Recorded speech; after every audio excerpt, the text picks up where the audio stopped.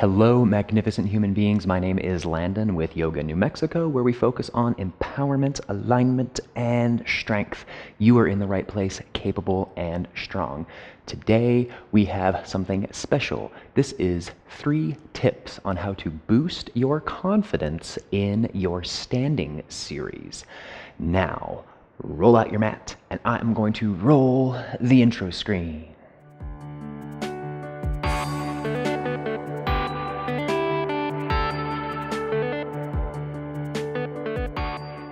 So here are 3 things that you can do to help boost your confidence in your standing series. Let's just call out the elephant in the room right away. The standing series in yoga, tree pose and eagle and dancing Shiva and standing bowl pulling and dancer's pose, all these crazy postures, right? They're hard. Like, it is not easy to be able to flow flawlessly through all of these postures. Now, here's the great thing though, while this is the hardest part of a yoga practice, probably, it is also the area in which people make the fastest strides. So let me show you what I'm talking about. Let's assume you're gonna do tree pose and you have your hands on your hips and you're starting to balance. Now, a lot of us do this kind of typewriter thing, right? Like tap to tap, tap, tap, like you're doing Morse code on the mat, trying to find your balance. And that's fine. That's totally cool. Lift off your foot and place it wherever you can. And you'll notice you can balance for, let's say, how about a second, right? In your first class, you can balance for a total of 5 seconds before you have to put that foot down. And that's fine. But like I said, you're going to make the fastest strides here. So 1 week, you can only balance for 5 seconds, and the next week, it's 10 seconds. And the next week, it's 15, and the next week, it's 20. And so you're growing by 100% each week. So you're making, although it is small strides, if you look at it from kind of a percentage standpoint, you are doing phenomenally better each week. And don't beat yourself up. Please understand that progress is progress.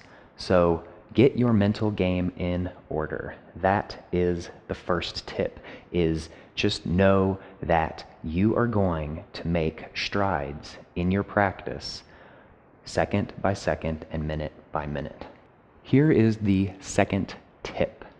The longer you take to come into a posture, the longer you will stay there. So again, let me illustrate what I'm talking about. Let's do standing half moon, Ardha Chandrasana. I think people oftentimes, however they're coming into this posture, right, they start to stack their shoulders, stack their hips, and they come up too quickly, and they start to fall out of their balance. Like as if you just spring into the posture, you're magically gonna land in a perfect balance position. That's not how it works. You should seek to take your balance with you.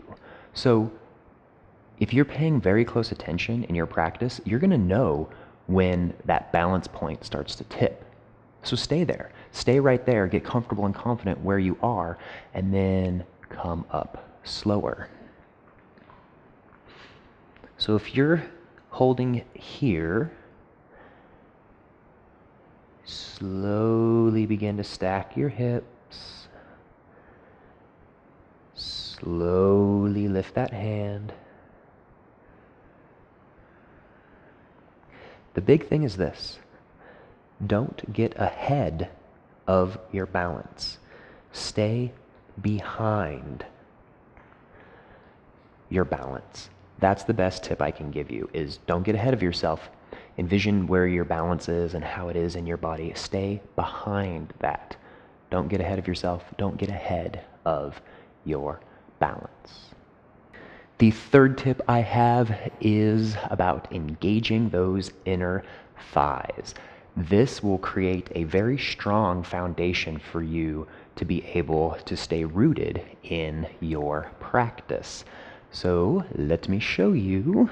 Warrior 3. Warrior 3 is a very common posture in our yoga practice, and we tend to kind of fall out of it pretty fast because we're not taking our balance with us, and we're also in our heads too much about thinking of, oh, should I do this or that or whatever. Think about your inner thighs. Your standing leg, so let's assume you're balancing on this left leg here. Holding here in the base, engage this inner thigh. Your standing leg, so my left inner thigh, I'm going to engage that nice and strong, not like a death grip, but just keep it strong, keep it solid. So that inner thigh is engaged. And I think right away we'll notice that there's a lot more balance to be had.